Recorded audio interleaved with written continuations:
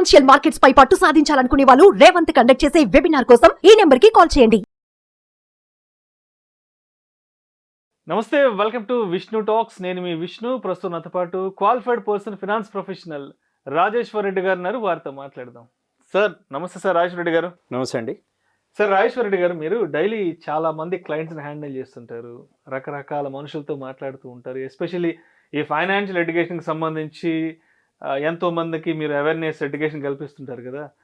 And ఆ పనిలో భాగంగా ఫారిన్లో ఉండే కొంతమంది ఇన్వెస్టర్స్తో మాట్లాడుతుంటారు, ఇక్కడ ఉండే కొంతమంది క్లయింట్స్తో మాట్లాడుతుంటారు కదా.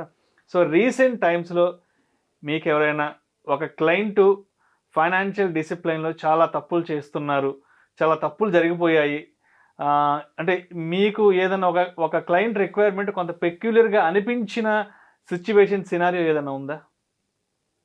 ఉందండి. ఓకే. క్లయింట్స్లో అనే కంటే ఇంకా రిలేటివ్స్లో అని కూడా అనొచ్చు. ఓకే. సో జనరల్గా మనం అంటే ఒకరి ఫైనాన్సెస్ ఒకరికి చెప్పము. బట్ ఈ పర్టికులర్ పెక్యులర్ కేసు ఏంటంటే ఇన్ఫ్యాక్ట్ మీరు వెంచురా సక్సీడర్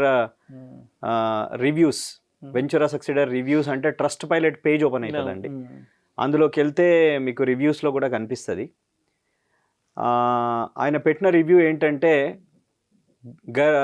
ఘర్కి ముర్గి దాల్ బరాబర్ అని చెప్పి ఒక రివ్యూ పెట్టాడనమాట. ఎందుకు అంటే కొంతమంది ఇప్పుడు మాకు దగ్గరున్న రిలేటివ్స్, ఫ్రెండ్స్లో కూడా మేము చేసే సజెషన్స్ ప్రాబబ్లీ వాళ్ళు వినకపోవచ్చు, ఆర్ తర్వాత చేద్దాంలే అనే ఉద్దేశంలో కూడా ఉండొచ్చు. అట్లాంటి సిచ్యువేషన్లో ఏమైంది అని అంటే వన్ ఆఫ్ మై రిలేటివ్ ఆయన 7 years బ్యాక్ ఒక హౌస్ తీసుకున్నాడండి. Okay, on loan. సరే, ఆయనకి ఇల్లు లేదా అంటే he has his own house, he staying in his own house. కానీ స్టిల్ ఇన్వెస్ట్మెంట్ పర్పస్కి ఒక ఫ్లాట్ తీసుకున్నాడు. దానికి అప్పుడు 7 years బ్యాక్ ఏంటి అని అంటే ఇంటీరియర్స్, రిజిస్ట్రేషన్ ఇవన్నిటికీ ఒక 10 లక్షలు పే చేసి ఈఎంఐ ఒక 28,000 ఈ 7 years నుంచి పే చేస్తూ ఉన్నాడు.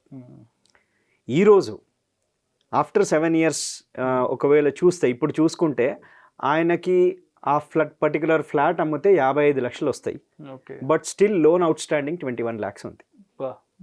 అంటే 55 - 21 ఎంత వస్తుందండి? 34 లక్షలు వస్తుంది. ఫస్ట్ మనం ఒక 10 లక్షలు పే చేసాం, తీస్తే 24 లక్షలు. సో నెట్ 24 లక్షలు చేతిలో ఉన్నట్టు. ఈరోజు he doesn't want to work, అంటే జాబ్ కంటిన్యూ చేయాలని లేదు. సో ఇంకా ఈ ఈఎంఐ పే చేస్తూ వెళ్ళాలి. సో ఈ సిచ్యువేషన్లో ఏంటి అని అంటే హీ హాజ్ స్పెషల్లీ రిక్వెస్టెడ్ మీ ఈ పర్టికులర్ కేస్ స్టడీ మీరు వీడియో చేయండి. ఎందుకంటే నాలాగా వర్కింగ్లో ఉండి సెకండ్ హౌస్ కోసం, అంటే ఆల్రెడీ హౌస్ ఉండి ఇంకో హౌస్ కోసం ప్లాన్ చేస్తూ ఈ ట్రాప్లో పడే వాళ్ళకి అట్లీస్ట్ వాళ్ళు రియలైజేషన్ అవుతారు అనేది చెప్పారు. ఎందుకంటే ఇక్కడ ఏం జరుగుతుంది అని అంటే ఆల్రెడీ డౌన్ పేమెంట్ కట్టి, ఈఎంఐ కట్టి, ఆ వచ్చే రెంట్ని చూసుకుంటే ఏం పెద్ద డిఫరెన్స్ లేదండి. సేమ్ ఒకవేళ ఆయన ఎంఎఫ్కి పోయి ఉంటే, ఇది నేననేది కాదు, ఆయన ఈ రీసెర్చ్ చేసి ఈ 7 yearsలో మళ్ళీ రీసెర్చ్ చేసి ఇది ఎందుకు నేను ఇట్లా అయింది, ఇంకెక్కడైనా పెడితే ఎలా ఉండేది, ఇవన్నీ చేసినప్పుడు సొల్యూషన్ ఏం దొరికింది అని అంటే అదే 10 లక్షలు మ్యూచువల్ ఫండ్ స్కీమ్లో పెట్టేసి ఆ 28,000 ఈ 7 ఏళ్ళు సిప్ కడుతూ వస్తే the total was around 60 lakhs అండి. అంటే సేమ్ ఇన్వెస్ట్మెంట్ ఇన్స్టెడ్ ఆఫ్ ఆ ఫ్లాట్లో ఇక్కడ ఎంఎఫ్లో పెడితే 60 lakhs వచ్చేది.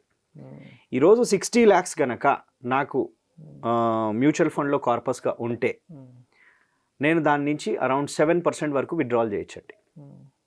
60 lakhsకి 7% అంటే 4.2 lakhs, అంటే దగ్గర 35,000 ఎవ్రీ మంత్ వస్తూ ఈ 60 lakhs కూడా గ్రో అయ్యేది. దాన్ని ఎస్డబ్ల్యూపీ అంటాం. అంటే ఈ 7 years అయితే లాస్ అయిందండి. నేను ఇక్కడ చెప్పొచ్చేది ఏంటంటే ఒక పర్టికులర్ ఇండివిజువల్ వర్కింగ్ లైఫ్లో when he starts working at say 27, 28 up to 60, ఒక 25 to 30 వర్కింగ్ ఏజ్లో 7 years అంటే 25% ఆఫ్ హిజ్ వర్కింగ్ లైఫ్ అది పోయింది. దాన్ని మనం బ్యాక్ తీసుకురాలేం. ఈ 7 yearsలో you would have create 50% of his wealth. ఆయన రిటైర్మెంట్కి అవసరమయ్యే 50% ఆఫ్ వెల్త్ క్రియేట్ చేసే ఛాన్స్ ఉండేది. సో అందుకని స్పెసిఫిక్గా ఇది చెప్తున్నా. ఒకవేళ ఎవరైనా సరే ఇదంటే సెకండ్ హౌస్కి ఇది అసలే వర్తించదండి. బట్ అట్లీస్ట్ ఫస్ట్ హౌస్కి ఎవరైనా ఈ ప్లాన్ చేస్తున్నప్పుడు ఒక హౌసింగ్ లోన్ తీసుకొని దాన్ని 20 ఏళ్ళు అలాగే కడుతూ వెళ్ళాలి అని అంటే చాలా పెయిన్ఫుల్గా ఉంటుందండి. ఫస్ట్ 1-2 ఇయర్స్లో అంత బాగానే ఉంటుంది. మెల్లిగా ఇల్లు పాత అవుతున్న కొద్దీ ఈ లోన్ అయితే పాత కావాలి, అది నడుస్తూనే ఉంటుంది, ప్రిన్సిపల్ ఎక్కువ తగ్గదు, మన ఇంట్రెస్ట్ రేట్స్ చేంజ్ అయినప్పుడు ఈఎంఐలు పెరుగుతాయి, లేకపోతే టెన్యూర్ పెరుగుతుంది. సో వీటన్నిటికీ సొల్యూషన్ ఏంటంటే, if in case it is your first house, second హౌస్కి అసలు వద్దంటున్నానండి. సెకండ్ హౌస్కి don't treat that as an investment option. But first హౌస్కి ఎవరైనా చేసినప్పుడు కూడా ఇట్లాంటి సిచ్యువేషన్ ఫేస్ చేయొద్దు అంటే, ఏదైతే ఈఎంఐ కడుతున్నారో సమ్ ఎక్స్ అమౌంట్ అనుకుందామండి, సో 30,000 ఈఎంఐ కడుతున్నారు అనుకుందాం. 30,000 ఈఎంఐ కడుతున్నప్పుడు అందులో ఒక 25%ని పక్కకు పెట్టేసేయండి. 25% పక్కకు పెట్టి మీరు ఎస్ఐపి ఫామ్లో ఎంఎఫ్లో పెడుతూ ఉంటే బై 10th ఇయర్, 20 ఇయర్స్ కనుక హోమ్ లోన్ తీసుకుంటే 10th ఇయర్ వరకు ఎంత అవుట్ స్టాండింగ్ ఉందో that out standing is created in this SIP. Okay, 10 ఇయర్స్లో. అప్పుడు ఏంటంటే మీరు యు ఆర్ ఫ్రీ, ఎందుకంటే తీసి you can clear the home loan. Otherwise దాని నుంచి ఎస్డబ్ల్యూపీ యూజ్ చేసుకోవడము, ఇవి ప్రాబబ్లీ కొన్ని కేసులో వీడియోస్ చేసినామండి. బట్ స్పెసిఫిక్ ఈ ఇన్స్టెన్స్లో, సో ఇక్కడ మనం అబ్జర్వ్ చేసేది అంటే, ఆయన నన్ను రిక్వెస్ట్ చేసి ఏమేం పాయింట్స్ చెప్పమనేది చెప్తున్నాను. Specially for working professional, newly కొత్తగా కెరియర్ స్టార్ట్ అయిన వాళ్ళు అప్పుడే ఇమీడియట్గా హౌస్ లోన్కి వెళ్ళకండి. First of all plan your retirement.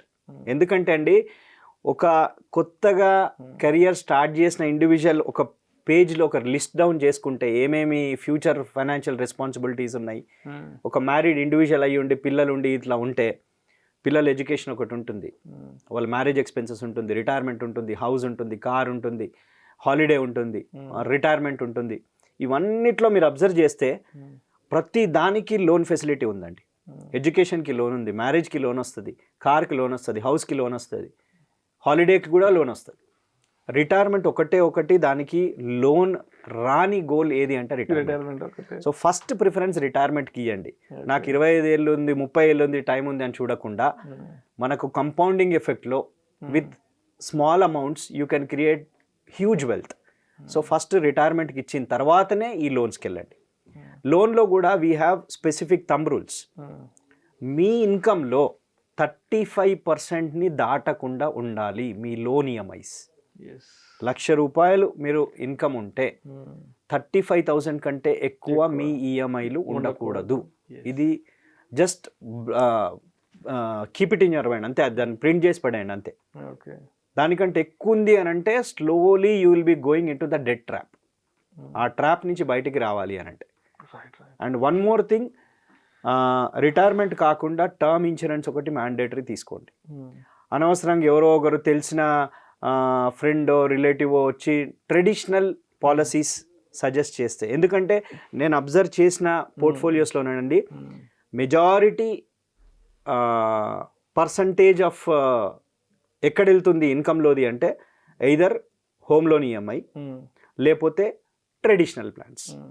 ఈ రెండిటి వల్ల ఏమవుతుంది అని అంటే, మీ సర్ప్లస్ తగ్గిపోయి మీకు ఇన్వెస్ట్మెంట్ చేసుకునే ఛాన్స్ లేక మీరు అన్ని లేట్గా స్టార్ట్ చేసి ఆ కాంపౌండింగ్ ఎఫెక్ట్ని మిస్ అవుతున్నారు.